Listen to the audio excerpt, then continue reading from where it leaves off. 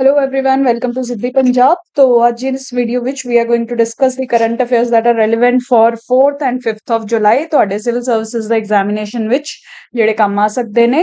ਅੱਗੇ ਵਧਣ ਤੋਂ ਪਹਿਲਾਂ ਅਗੇਨ ਮੈਂਟਰਸ਼ਿਪ ਪ੍ਰੋਗਰਾਮ ਬਾਰੇ ਦੱਸਣਾ ਚਾਹਨੀ ਹੈ।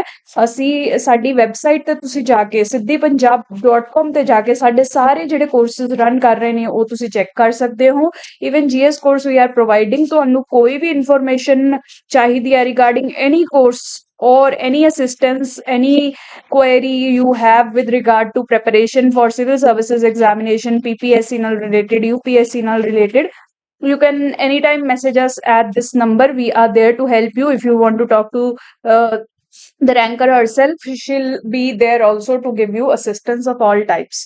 ਠੀਕ ਹੈ ਜੀ। ਤਾਂ ਮੈਂਟਰਸ਼ਿਪ ਪ੍ਰੋਗਰਾਮ ਵੀ ਸਾਡਾ ਚੱਲ ਰਿਹਾ ਹੈ ਜਿਹਦੇ ਅੰਦਰ we will be enabling you to do everything right। ਠੀਕ ਹੈ, ਸਾਡੇ ਕੋਲ ਗਾਈਡੈਂਸ ਦੀ ਮੈਂਟਰਸ਼ਿਪ ਦੀ ਕਮੀ ਬਹੁਤ ਹੁੰਦੀ ਹੈ। ਜਿਹੜੇ ਲੋਕ ਫਰਸਟ ਸੈਕਿੰਡ ਅਟੈਂਪਟ ਚ ਕਲੀਅਰ ਕਰਦੇ ਹੈ ਉਹਨਾਂ ਦਾ ਰਾਜ਼ ਇਹੀ ਹੁੰਦਾ ਹੈ ਕਿ ਉਹਨਾਂ ਨੂੰ ਆਪਦੀ ਪ੍ਰੈਪਰੇਸ਼ਨ ਦੇ ਦੌਰਾਨ ਸਹੀ ਗਾਈਡੈਂਸ ਮਿਲਦੀ ਹੈ, ਕੀ ਪੜ੍ਹਨਾ ਹੈ, ਕਿਵੇਂ ਉਸ ਚੋਂ ਯੂਟਿਲਾਈਜ਼ ਕਰਨਾ ਹੈ ਆਪਦੇ ਟਾਈਮ ਨੂੰ ਪ੍ਰੋਪਰ ਵੇ ਵਿੱਚ, ਉਹ ਸਭ ਉਹਨਾਂ ਨੂੰ ਪਤਾ ਚੱਲ ਜਾਂਦਾ ਹੈ ਥਰੂ ਦਿਸ ਮੈਂਟਰ ਔਰ guidance that they get either in some in their family or in the form of their friend or in that ways। that is why ਉਹ ਇੱਕ ਦੋ attempt 'ਚ ਹੀ first second attempt 'ਚ ਹੀ clear ਕਰ ਲੈਂਦੇ ਆ। if you also want to escape that cycle of failure ਕਿ ਦੁਬਾਰਾ exam ਦਿੰਦੇ ਰਹਿੰਦੇ ਹੋ and you do not get to know ਕਿ paper ਹੋਏਗਾ ਕਿ ਨਹੀਂ, then join the mentorship course।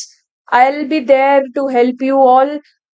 Basic concepts, basic ਚੀਜ਼ਾਂ ਤੁਹਾਨੂੰ ਦੱਸੀਆਂ ਜਾਣਗੀਆਂ ਕਿਵੇਂ ਸਭ ਕੁਝ ਕਰਨਾ ਹੈ and then I'll also be sitting with you to see your personal problems.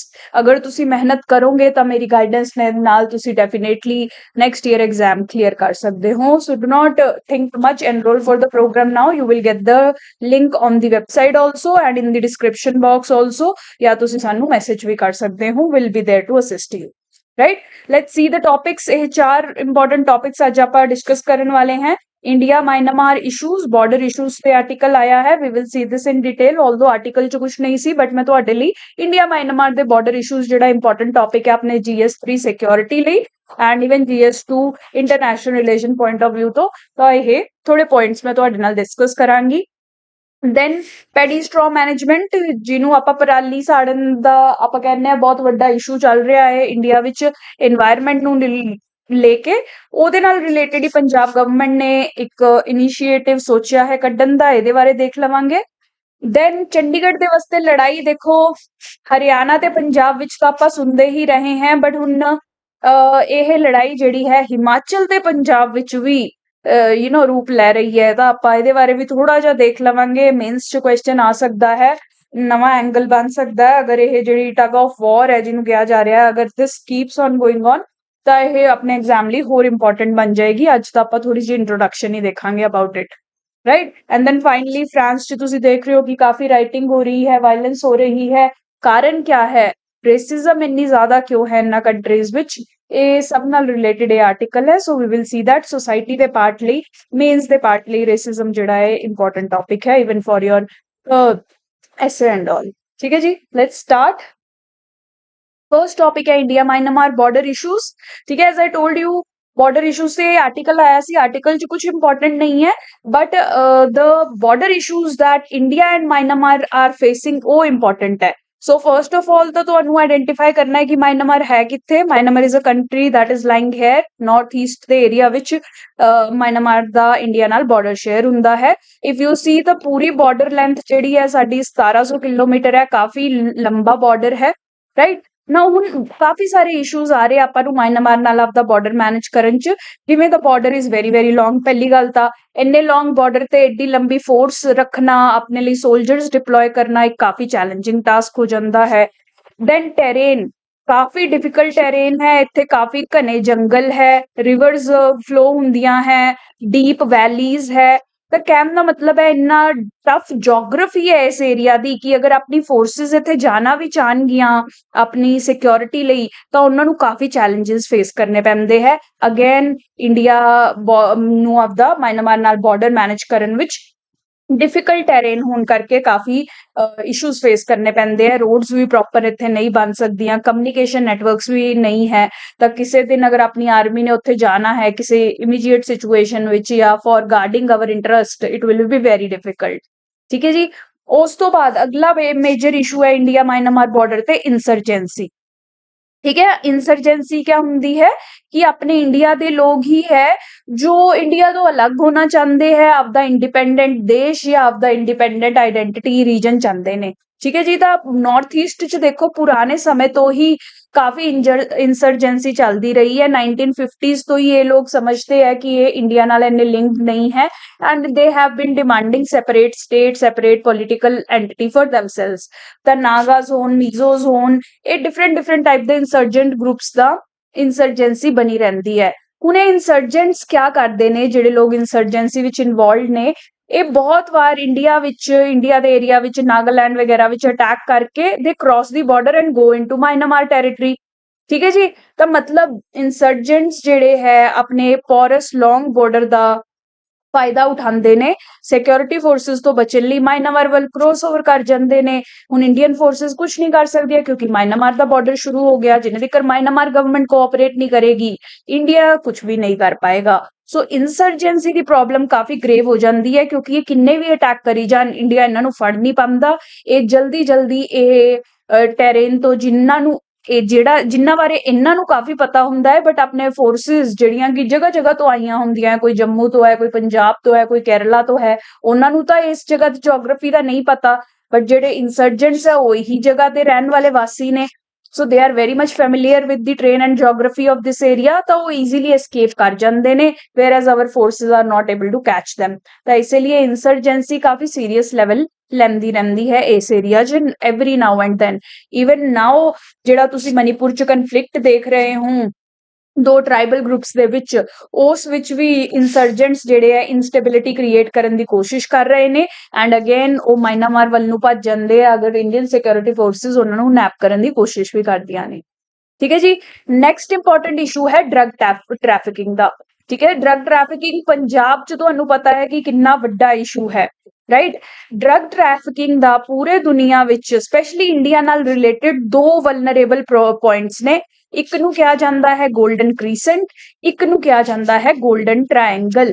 Golden ਕ੍ਰੀਸੈਂਟ ਮਤਲਬ ਈਰਾਨ, ਅਫਗਾਨਿਸਤਾਨ ਤੇ ਪਾਕਿਸਤਾਨ, ਇਹ ਮੇਜਰ ਪ੍ਰੋਡਿਊਸਰਸ ਤੇ ਸਪਲਾਇਰਸ ਨੇ। ਤਾਂ ਇਸੇ ਲਈ ਪੰਜਾਬ ਕਾਫੀ ਵਲਨਰੇਬਲ ਰਹਿੰਦਾ ਹੈ ਇਸ ਸਾਈਡ ਤੋਂ, ਨਾਰਥ ਵਾਲੀ ਸਾਈਡ ਤੋਂ। ਐਂਡ ਅਗਰ ਤੁਸੀਂ ਇੱਧਰ ਨਾਰਥ ਈਸਟ ਦੀ ਗੱਲ ਕਰੋ ਤਾਂ ਇੱਥੇ 골ਡਨ ਟ੍ਰਾਇੰਗਲ ਹੈ। ਡਰੱਗਸ ਤੇ ਮਾਫੀਆ ਤੇ ਪ੍ਰੋਡਿਊਸਰਸ ਇੱਥੇ ਵੀ ਬਹੁਤ ਹੈ। ਲਾਓਸ, ਵੀਅਤਨਾਮ, ਕੰਬੋਡੀਆ ਜਿਹੀ ਕੰਟਰੀਆਂ, ਮਾਇਨਮਾਰ ਇਨਕਲੂਡਿੰਗ, ਇੱਥੇ ਡਰਗ ਪ੍ਰੋਡਕਸ਼ਨ ਐਂਡ ਸੇਲ ਬਹੁਤ ਹੀ ਜ਼ਿਆਦਾ ਹੁੰਦੀ ਹੈ and it is coming into Indian territory also ਕਿਉਂਕਿ ਅਗੇਨ ਜੀਓਗ੍ਰਾਫਿਕਲੀ ਇਹ ਟ੍ਰਾਇੰਗਲ ਕਾਫੀ ਕਲੋਜ਼ ਹੈ ਇੰਡੀਆ ਦੇ। ਜਿਵੇਂ ਇਧਰੋਂ ਪੰਜਾਬ ਵਲਨਰੇਬਲ ਹੈ, ਇਸੇ ਤਰੀਕੇ ਨਾਲ ਨਾਰਥ ਈਸਟ ਦੇ ਰੀਜਨਸ ਬਹੁਤ ਵਲਨਰੇਬਲ ਹੈ because of the presence of this golden triangle in this area, right. So drug trafficking ਦਾ ਇਸ਼ੂ ਵੀ ਆਪਾਂ ਇੰਡੀਆ ਮਾਇਨਮਾਰ ਬਾਰਡਰ ਨਾਲ ਕਾਫੀ ਫੇਸ ਕਰਦੇ ਹਾਂ, ਰਾਈਟ। ਨੈਕਸਟ ਇਸ਼ੂ ਜਿਹੜਾ ਮਾਇਨਮਾਰ ਦੇ ਬਾਰਡਰ ਨਾਲ ਆਪਾਂ ਨੂੰ ਹੁੰਦਾ ਹੈ ਉਹ ਹੈ ਫ੍ਰੀ ਮੂਵਮੈਂਟ ਰਿਜੀਮ, ਰਾਈਟ। ਹੁਣ ਦੇਖੋ ਮੈਂ ਤੁਹਾਨੂੰ ਦੱਸਿਆ ਕਿ ਮਾਇਨਮਾਰ ਨਾਲ ਆਪਣੀ ਡਾਇਰੈਕਟ ਬਾਉਂਡਰੀ ਹੈ, ਤਾਂ ਕਿਆ ਹੈ ਇੰਡੀਆ ਵਿੱਚ ਜਿਹੜੀ ਕਮਿਊਨਿਟੀਜ਼ ਰਹਿ ਰਹੀਆਂ ਨੇ ਉਹਨਾਂ ਦੇ ਬਹੁਤ ਸਾਰੇ ਰਿਸ਼ਤੇਦਾਰ ਇਸ ਤਰਫ ਵੀ ਹੈ। ਠੀਕ ਹੈ, ਬਾਰਡਰ ਤਾਂ ਦੇਖੋ ਹੁਣ ਜਿਵੇਂ ਇੰਡੀਆ ਪਾਕਿਸਤਾਨ ਨੇ ਵੀ ਬਾਰਡਰ ਡਿਵਾਈਡ ਕੀਤੇ ਹੈ, ਬਹੁਤ ਸਾਰੇ ਰਿਸ਼ਤੇਦਾਰ ਉਧਰ ਵੀ ਚਲ ਗਏ ਸੀ ਜਿਹੜੇ ਲੋਕ ਇੱਧਰ ਰਹਿ ਰਹੇ ਨੇ। ਇਸੇ ਤਰੀਕੇ ਨਾਲ ਹਰ ਬਾਰਡਰ ਜੋ ਡਿਵਾਈਡ ਕਰਦਾ ਹੈ ਕਈ ਵਾਰ ਬਹੁਤ ਸਾਰੀ ਫੈਮਲੀਜ਼ ਨੂੰ ਵੀ ਇਹ ਡਿਵਾਈਡ ਕਰ ਦਿੰਦਾ ਹੈ। ਈਵਨ ਬੰਗਲਾਦੇਸ਼ ਨਾਲ, ਨੇਪਾਲ ਨਾਲ, ਸਭ ਨਾਲ ਆਪਣੇ ਇਸ਼ੂਜ਼ ਹੈ, ਰਾਈਟ। ਤਾਂ ਫਿਰ ਹੁਣ ਦੇਖੋ ਇਹ ਸਮਝ ਲਓ ਫੈਮਿਲੀ ਹੈ, ਇਹਦੇ ਕੁਝ ਮੈਂਬਰਸ ਇੱਥੇ ਰਹਿ ਰਹੇ ਨੇ, ਕੁਝ ਮੈਂਬਰਸ ਇੱਥੇ ਰਹਿ ਰਹੇ ਆ, ਇਹ ਆਪਸ 'ਚ ਮਿਲਣਾ ਵੀ ਚਾਹੁੰਦੇ ਆ ਰੈਗੂਲਰ ਬੇਸਿਸ ਤੇ। ਤਾਂ ਇਸੇ ਲਈ ਇਹਨਾਂ ਲੋਕਾਂ ਦਾ ਧਿਆਨ ਰੱਖਦੇ ਹੋਏ ਇੰਡੀਆ ਮਾਇਨਮਾਰ ਨੇ ਫ੍ਰੀ ਮੂਵਮੈਂਟ ਰਿਜੀਮ ਬਣਾਈ ਸੀ ਇੱਥੇ ਬਾਰਡਰ ਦੇ, ਬਾਰਡਰ ਦੇ ਨੇੜੇ 16 ਕਿਲੋਮੀਟਰ ਦੇ ਅਰਾਊਂਡ ਫ੍ਰੀਲੀ ਮਾਇਨਮਾਰ ਦੇ ਲੋਕ ਆ ਸਕਦੇ ਨੇ ਤੇ ਇੰਡੀਆ ਦੇ ਲੋਕ ਇੱਧਰ ਬਾਉਂਡਰੀ ਦੇ ਦੂਸਰੀ ਤਰਫ ਜਾ ਸਕਦੇ ਆ without much need of visas and all, without visa restrictions. ਬਸ ਉਹਨਾਂ ਨੇ ਬਾਰਡਰ ਚੈੱਕ ਪੋਸਟ ਤੇ ਆਪਦਾ ਆਈਡੀ ਵਗੈਰਾ ਦਿਖਾਣਾ ਹੈ पर्पस वगैरह दसना हुंदा है, जो भी सिक्योरिटी दे प्रोसीजर्स है सिर्फ वो करने हुंदे and they can move freely. ठीक है, तो मतलब फैमिलीज एक दूसरे नाल ईजीली इंटरैक्ट कर सकदी हैं, ਜਿਹੜੇ ਬਾਰਡਰ 'ਚ ਟ੍ਰੇਡਰਸ ਨੇ ਉਹ ਵੀ ਈਜ਼ੀਲੀ ਟ੍ਰੇਡ ਕਰ ਸਕਦੇ ਹੈ, ਰਾਈਟ। ਬਟ ਹੁਣ ਕੀ ਹੁੰਦਾ ਹੈ ਕਿ ਇਹ ਫ੍ਰੀ ਮੂਵਮੈਂਟ ਦਾ ਬਹੁਤ ਜ਼ਿਆਦਾ ਮਿਸਯੂਜ਼ ਵੀ ਕੀਤਾ ਜਾਂਦਾ ਹੈ। ਠੀਕ ਹੈ, ਜਿਹੜੇ ਲੋਕ ਹੈ ਹੁਣ ਆਪਾਂ ਨੂੰ ਨਹੀਂ ਪਤਾ ਉਹ ਫੈਮਿਲੀ ਨੂੰ ਮਿਲਣ ਜਾ ਰਿਹਾ ਕਿ ਕਿਸੇ ਗਲਤ ਪਰਪਸ ਲਈ ਜਾ ਰਿਹਾ। You cannot distinguish between a relevant person and a smuggler or even a insurgent or even a terrorist also। ਠੀਕ ਹੈ, ਤਾਂ ਇਸੇ ਲਈ ਇਹ ਫ੍ਰੀ ਜਿਹੜੀ ਮੂਵਮੈਂਟ ਪਰਮਿਟ ਕੀਤੀ ਆ ਆਪਾਂ ਟ੍ਰਾਈਬਲਸ ਨੂੰ, that is creating lot of security interest, security threats for India। insurgents ਆਉਂਦੇ ਆ ਇੱਥੋਂ ਡਰੱਗਸ ਵੀ ਆਉਂਦੇ ਨੇ ਤੇ different issues ਇਹ free movement regime ਕਰਕੇ create ਹੁੰਦੇ ਨੇ, right। so this is the next issue and finally unfenced border। ਤਾਂ ਤੁਸੀਂ ਕਹੋਗੇ ਜੀ ਇੰਨੇ ਇਸ਼ੂ ਹੈ ਤਾਂ ਇੱਥੇ ਅਸੀਂ ਆਪਾਂ ਤਾਰਾ ਤੂਰਾ ਲਾ ਕੇ ਸਭ ਬਲੌਕ ਕਿਉਂ ਨਹੀਂ ਕਰ ਦਿੰਦੇ, ਤਗੜੀਆਂ ਤਾਰਾਂ ਲਾਈਆਂ ਜਾਣ, ਬਲੌਕ ਕੀਤਾ ਜਾਵੇ। ਨਾਓ ਸੀ ਉਹਦੇ ਵਿੱਚ ਵੀ ਕਾਫੀ ਇਸ਼ੂ ਹੈ। ਵਨ ਇਸ਼ੂ ਇਹੀ ਕਿ ਫੈਮਲੀਜ਼ ਜਿਹੜੀਆਂ ਹੈ ਉਹ they will get divided. People do not want, local people do not want ਕਿ ਇੰਨਾ ਤਗੜਾ ਅਰੇਂਜਮੈਂਟ ਕਰੇ ਕਿ ਲੋਕ ਜਾ ਹੀ ਨਾ ਪਾਣ ਇੱਥੋਂ and they have to take flights or they have to go through ships to meet their families. ਤਾਂ ਪਹਿਲੀ ਗੱਲ ਤਾਂ ਲੋਕਲਸ ਹੀ ਇਸ ਗੱਲ ਨਹੀਂ ਮੰਨਣਗੇ। ਦੂਸਰਾ ਗੱਲ ਹੈ, ਦੇਖੋ ਬਾਰਡਰ ਬਹੁਤ ਲੌਂਗ ਹੈ ਤੇ ਟੈਰੇਨ ਵੀ ਬਹੁਤ ਡਿਫਿਕਲਟ ਹੈ।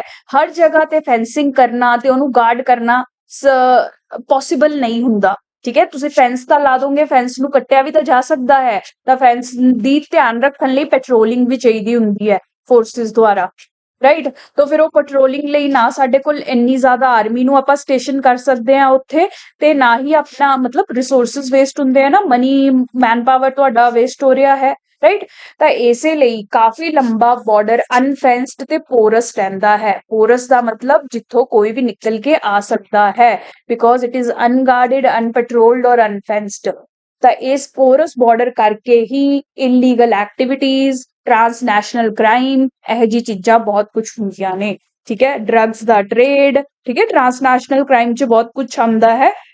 ਲੋਕਾਂ ਦਾ ਟ੍ਰੇਡ, ਲੋਕਾਂ ਦੀ ਟ੍ਰੈਫਿਕਿੰਗ, ਹਨਾ, ਇਹ ਸਭ ਕੁਝ, ਕੈਟਲ ਸਮਗਲਿੰਗ, ਇਹ ਸਭ ਕਾਫੀ ਹਾਈ ਰਹਿੰਦਾ ਹੈ, ਰਾਈਟ। ਸੋ ਇਹ ਸਾਰੇ ਪੁਆਇੰਟਸ ਤੁਸੀਂ ਲਿਖ ਸਕਦੇ ਹੋ ਅਗਰ ਇੰਡੀਆ ਮਾਇਨਮਾਰ ਬਾਰਡਰ ਇਸ਼ੂਜ਼ ਤੇ ਤੁਹਾਨੂੰ ਕੁਐਸਚਨ ਪੁੱਛਿਆ ਜਾਂਦਾ ਹੈ। Just make brief notes out of this and you can use them, right.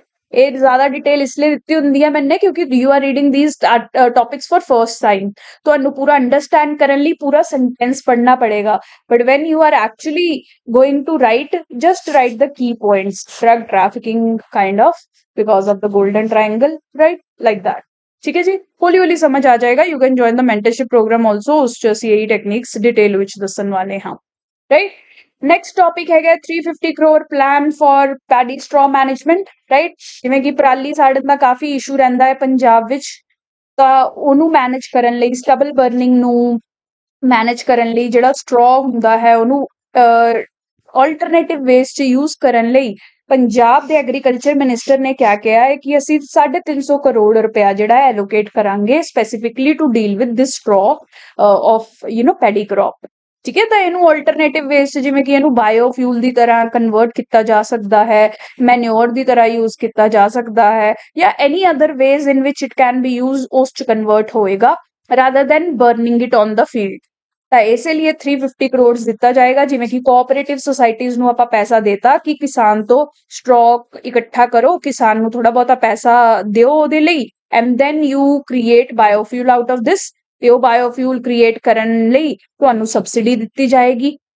ਠੀਕ ਹੈ, ਤਾਂ ਇਸ ਤਰੀਕੇ ਨਾਲ government is going to use 350 crore rupees. ਤਾਂ ਤੁਸੀਂ ਆਪਦੇ ਕੋਲ ਲਿਖ ਕੇ ਰੱਖਣਾ ਹੈ ਕਿ Punjab government is in planning to create 350 crore plan to manage straw in the state, sorry। ठीक है, तो आप आंसर च भी ये लिख सकते हो अगर पूछा जाए कि गवर्नमेंट क्या मेजर्स ले रही है। ठीक है, इसी प्रोग्राम के अंदर अवेयरनेस जनरेशन ते भी फोकस किया जाएगा।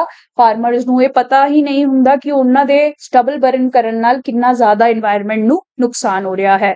ਅਗਰ ਆਪਾਂ ਉਹਨਾਂ ਨੂੰ ਅਵੇਅਰ ਕਰੀਏ ਤਾਂ ਇਟ ਇਜ਼ ਪੋਸੀਬਲ ਕਿ ਉਹ ਘੱਟ ਇਹ ਜਿਹੇ ਐਡਵਰਸ ਮੈਜਰਸ ਲੈਣਗੇ, ਰਾਦਰ ਗਵਰਨਮੈਂਟ ਨੂੰ ਹੈਲਪ ਕਰਨਗੇ in better management of straw, right.